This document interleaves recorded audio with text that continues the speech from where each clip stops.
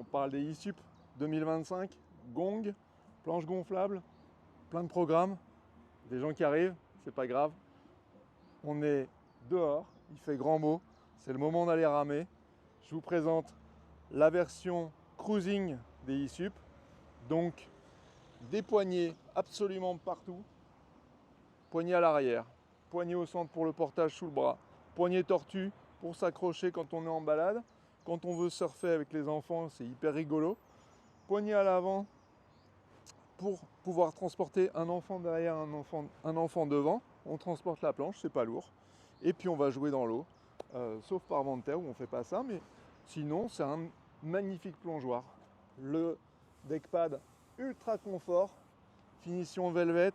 On a quelque chose qui est très agréable, qui n'est pas fatigant, qui n'est pas agaçant sous les pieds, qui ne vient pas vous user les pieds et qui pour autant adhère super bien. Le programme de cette planche, c'est se faire plaisir, se balader, aller découvrir l'environnement sur une planche qui reste maniable. On le voit là, on a un tail qui est rond. Ce tail rond permet de se faufiler, il permet d'aller dans les petits recoins entre les rochers, d'aller sous les branches d'arbres au bord de la rivière, sans être obligé de forcer. C'est vraiment très maniable alors que c'est une planche qui glisse avec son os très étravé, qui est du coup très simple à utiliser pendant des heures. On ne se fatigue pas, on n'est pas obligé de taper dedans pour réussir à avancer, ça marche sans aucune difficulté, sans souffrance. On est vraiment là pour se faire plaisir. On a ensuite un montage sur cette planche là qui est très haut de gamme et ça se retrouve dans le box US qui permet de monter toutes les meilleures dérives du marché et donc de maximiser les performances de ce shape qui est sur mes templates. 40 ans que je fais des planches bientôt, donc on a là quelque chose qui est vraiment dans l'univers des templates surf, windsurf, avec des choses qui sont très abouties, des lignes qui sont pensées et repensées depuis des décennies. C'est pas quelque chose qui a été fait au coin du feu la semaine dernière. Donc là, on est sur quelque chose qui est la signature de milliers d'usagers, de milliers d'heures de pratique par an sur des décennies. Donc là, on est sur quelque chose qui est abouti, qui est vraiment un produit qui est au summum de ce qui se fait aujourd'hui dans ce milieu-là. Chaque ligne a sa précision, cette finesse fait la performance dont tout le monde a besoin, qu'il soit champion du monde ou débutant. Un débutant a besoin d'énormément de confort, il a besoin de choses facilitantes, il a besoin d'être aidé. Et si le shape ne lui apporte pas ça, parce qu'il est approximatif, parce qu'il est un faux semblant, ça ne marche pas. Parce que tout est compliqué, il n'y a rien qui vient, il n'y a rien qui tombe sous les pieds, sous la main, sous les pieds. C'est pas naturel. Avec ce type de shape, on a quelque chose, c'est normal. Ça marche, c'est naturel, ça fonctionne. C'est encore une fois des décennies d'aboutissement qui amènent à ces lignes-là.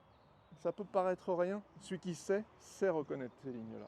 Mais pour quelqu'un qui ne sait pas, ça peut paraître rien. C'est essentiel, ne vous trompez pas. Ces lignes-là, on les retrouve aussi dans d'autres planches, comme la all-round. Je vais faire le tour pour vous la présenter, à moins que tu recules, Quentin. La all-round, planche qui, elle, pour le coup, est 50% balade, 50% surf. Et en surf, c'est génial, c'est délectable.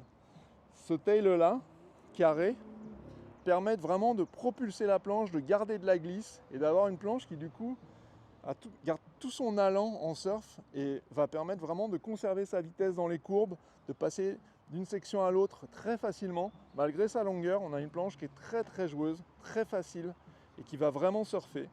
En balade, on est dans la version cool, on sort du modèle avec un nose type kayak, où là on est 80% balade sur les planches cruising, 20% surf parce que ça surfe quand même.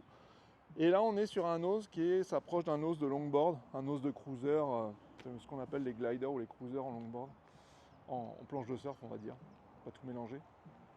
C'est un nose qui est porteur, sans excès. Donc on n'est pas là pour faire des nose rides, on est là pour avoir de la stabilité à l'avant, pour pouvoir emmener du matériel, emmener un enfant, emmener un animal, et garder beaucoup de stabilité quand on est en phase d'attente entre deux vagues. On a toujours ce même pad, finition velvet, très agréable. Et donc cette outline qui est optimisée pour faire à la fois du surf et de la balade à la cool. Planche suivante, il en manque une entre les deux. Elle est à l'intérieur du magasin, c'est la version longboard. Mais on a ici la version shortboard. Shortboard, longboard, c'est deux facettes d'un même monde, c'est le monde du surf. On a ici une planche qui est faite pour tourner court, pour vraiment faire des virages, essayer de fermer le plus possible les courbes, monter, descendre, fermer complètement, repartir, exploiter un maximum de trajets sur la vague. Et dans cette planche typée shortboard, on retrouve tous les accessoires, mais pas ceux inutiles pour la pratique shortboard. Les poignées tortues, les poignées de portage devant derrière, tout ça de côté, et on ne garde que une planche pour surfer. On peut évidemment se balader avec, on a du volume, ça glisse, on a une pagaie, on peut ramer, mais c'est pas une planche avec laquelle on va se balader pendant 3 heures. C'est une planche pour surfer, pour aller s'engager dans des vraies vagues. Et là, on a des rails qui sont sharp sur l'arrière pour laisser l'eau s'évacuer proprement et permettre une accélération. On descend dans la vague, on pousse un peu dans la planche, on s'appuie dans la pagaie, ça accélère. Ça ne décélère pas, ça ralentit pas, au contraire, ça se propulse en avant et on y va. Et on fait des petites courbes et on accélère et on suit la vague hyper proprement. Dans des vagues plus sérieuses, on a une accroche qui est beaucoup plus nette, qui permet plus de performance. Sur la version shortboard et sur la version longboard, même principe, même accessoire.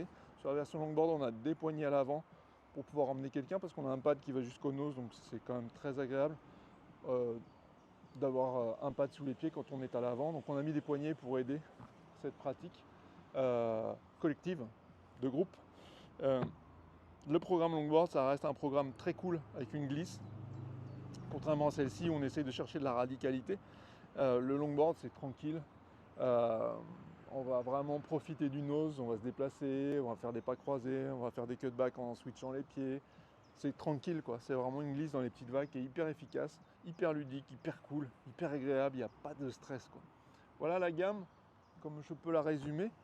À cela s'ajoutent évidemment les planches de race flat water, les planches d'exploration, les planches double chambre, les planches familiales, toute la gamme family, qui sont des planches entre guillemets entre le longboard et le all-round, mais beaucoup plus généreuses en volume, en largeur, en épaisseur. On peut aller jusqu'à 3, 4, 5 dessus. Et puis la très grosse Family 16 où là on peut aller carrément à 12 dessus.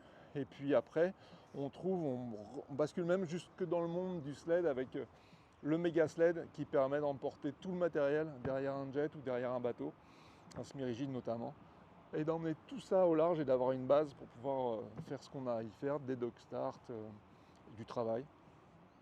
Voilà la gamme eSup 2025 que je voulais vous présenter. Merci de m'avoir écouté. Et puis elles sont là, elles sont à vous, elles sont bientôt chez vous. Bye!